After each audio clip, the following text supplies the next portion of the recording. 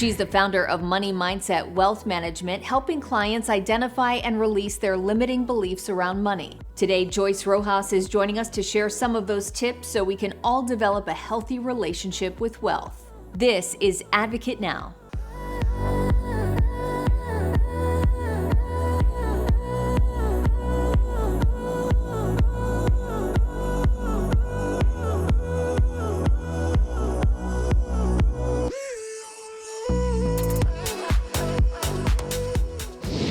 Well, Joyce, you're a wealth manager. You founded Money Mindset Wealth Management. Tell us about the investment firm and how it all started. So Money Mindset Wealth Management really focuses on three things. One of them is financial planning. Next is investment strategy. And the third, but most important, is the mindset piece of it, because I started realizing that a lot of the clients that I would help had blocks. And they were really just subconscious belief systems that were holding them back, that would put them into the same exact pattern that they've been accustomed to. So understanding your financial thermostat is extremely important in how you're going to build wealth. Now, you became the first woman in your family to graduate college and to self-fund your education. Would you say that that played a role in your perception of money? Absolutely. Absolutely. One of the reasons that, or the main reason I became an advisor and really was interested in the money world is because I watched my dad work his ass off, every single day, come home dusty and tired, and then have to do it all over again. And I didn't see him grow wealth. So this concept of working hard is what's going to get you to wealth is not necessarily true. So as a child, I watched this because my dad worked two jobs to make ends meet, and he was in the construction business. And I would wonder, like, okay, what's my dad doing wrong? Like, why aren't my friends' parents having money issues like we are? And where's he going wrong? So because of that, I began studying money, and I realized that there's psychology behind money. And that's what I help clients with now. It's so true. And oftentimes it's our energetic connection to money that will often dictate the amount of abundance in our life. And so to that point, you tackle something called the money mindset with your clients. Tell us what that is. So your money mindset, I call it your money story. Everybody has their own money story. For you, for example, if I was to spend some time with you, I'd ask you some questions in regards to how you see money, what you heard when you were a kid, what you saw. That creates your money story. But your money story is created when you are a child. It becomes ironed in the experiences that you have. So in experiences with significant others, and experiences in college, and experiences in how you deal with money, the decisions you make, how you feel about those decisions, that all irons in old patterns that were learned when you were a kid. That's your money story. And so what I look at is in my clients is I understand their mindset. Where do they come from? What's their money story? What's their money personality? And I'm able to work with that and help them rewire certain things so that they gain wealth faster, so that they're able to understand their partners better. All of that is psychological. It's not only knowledge. If money was only about knowledge, we'd all be millionaires because you can Google everything now, but it's not. So can you give us some examples? Like, what are some limiting patterns or beliefs that you often see with clients that keep them in a state of lack? I can tell you, for example, one of them is a recent client I've been working with, actually a handful of clients, they have the same pattern, is if their parents saw money in a specific way.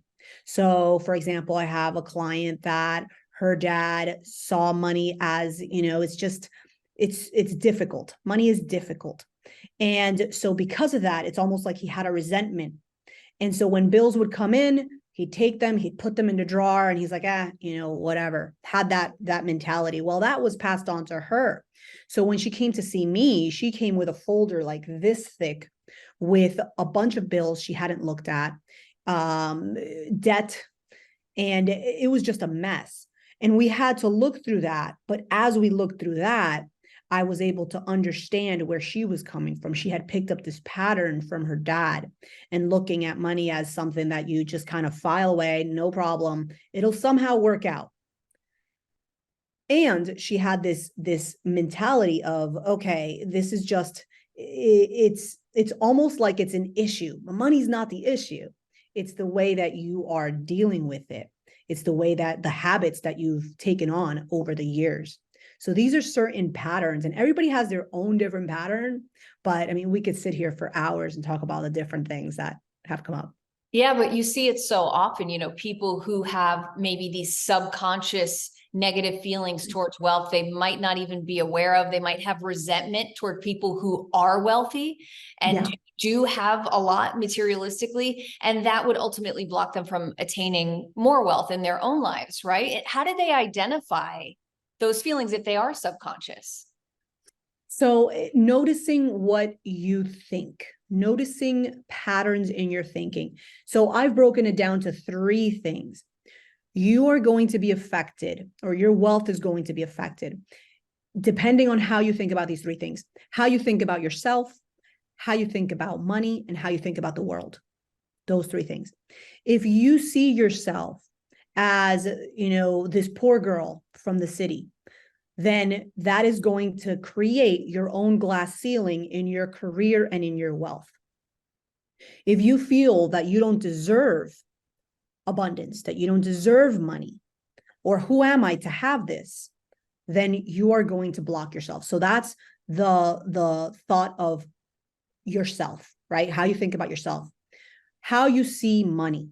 If you feel money is something evil or something that, it's just for greedy people, then you're not going to attract money because your relationship with money is marred. And then lastly, how you see the world.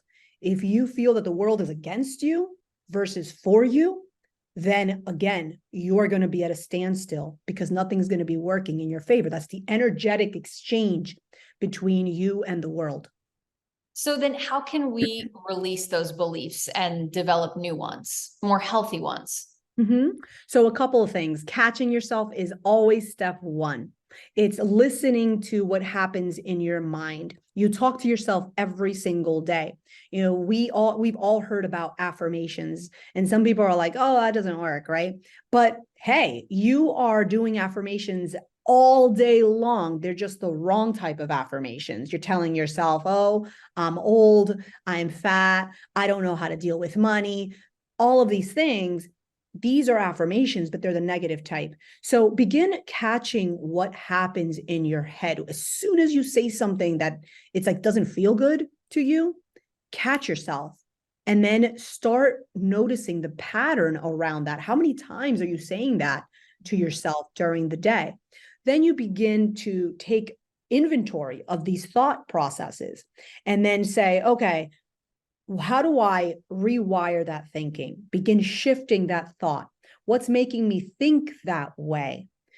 And also begin thinking or begin seeing a pattern of what is it? Is it a thought against myself? Is it a thought against money? Is it a thought against the world? So that's one way of doing it. My book, 31 Badass Money Mindset Affirmations, has a perfect way of being able to just decipher that, and it takes you through exercise.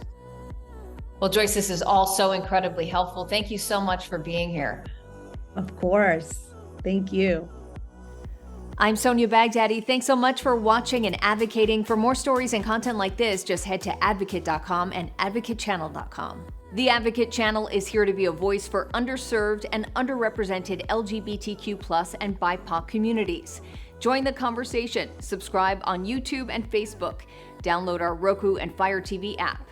Take us with you. Get the Advocate Channel app on your Apple or Android device. Thanks for watching. I'm Sonia Baghdadi. There's more Advocate Channel after the break.